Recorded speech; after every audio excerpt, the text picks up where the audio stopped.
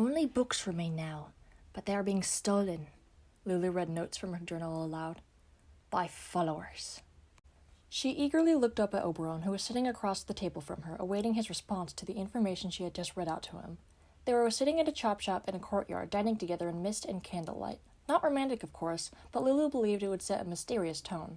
They weren't alone, though, as other customers dined at nearby tables. Lulu was also now wearing her tower hat. It matched her outfit in color, golden chains hanging from its tall form, and her wild mane was flattened a little by its wide brim. Oberon only furrowed his hairless brows, glancing down at the journal, then back up at Lulu's giddy face. What does this have to do with Whiskerworks? Oh, right. Lulu quickly flipped through the pages of her book, her tail brushing against the belly of her Kivouachian chair as it wagged. She then dropped it on the table, causing her friend to flinch. He's never been found. Neither have his followers. It'd be pretty cool if someone were to find him. It'd be quite the story. Oberon thought for a moment, taking a bite from his food. The followers thing. Isn't that just a rumor? Couldn't be. How so?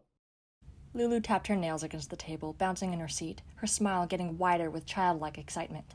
Just tell me. Oberon was slowly getting suspicious. Lulu leaned in, beckoning Oberon to come closer, then closer, a little closer.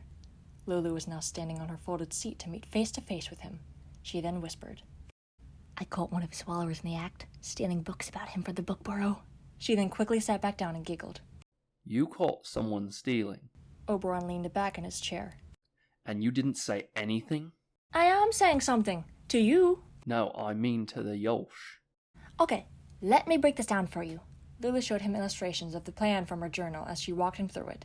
First, research is done to figure out where the followers are hiding. Then, we go find them, bring them to justice. Finally, Whiskerworks prints copies of the stories and gets business really going. It has been slow lately. Yeah, it's been slow because you don't do your work. Did you listen to my plan? Yes. The story will be huge. Whiskerworks anchors find legendary blood letter. Lulu beamed. Just imagine it. Fame. Oberon watched her with a slightly confused expression. For our ink house, of course, she chuckled, twiddling her thumbs. But Oberon only sighed, which caused Lulu to frown. She knew that sigh. Oh, great, she thought. The classic Oberon sigh of disappointment. Here comes a lecture. Lou, I hope you know. This is dangerous. Oberon warned. I know. Isn't it exciting? She tapped her fingernails against the table again. No, it's not. You can have the research and then hand it over to the Yolsh. It's their job, not yours. But it wouldn't be as extraordinary if an Yolsh did it. Lulu shook her head. If an Inker did it... If an Inker did it, you die. Oberon quickly stopped her. Inkers aren't fighters or investigators. But weren't you in the Yolsh before? You could help. You have experience. I got a one strike and quit. You want to know why?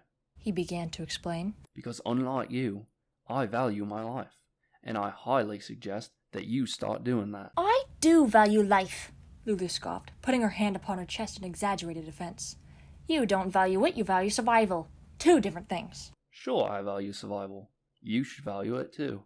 Would you rather be stuck doing the same thing the rest of your life to survive? Or would you rather do something different every day to take risks and live? If one option includes risks and dying, I'm choosing the other. You would die either way. One death is quicker. The other death is slow and painful, Lulu protested. I'd rather die fast as a legend than die slowly as a nobody.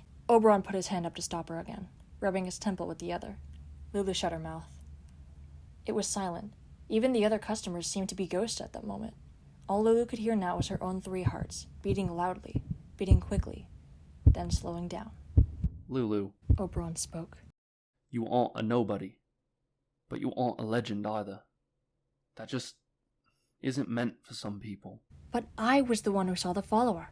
The only one. You were, and it isn't your duty to do someone else's job. You're an Inker. Nothing more. That stung, even if it was the truth.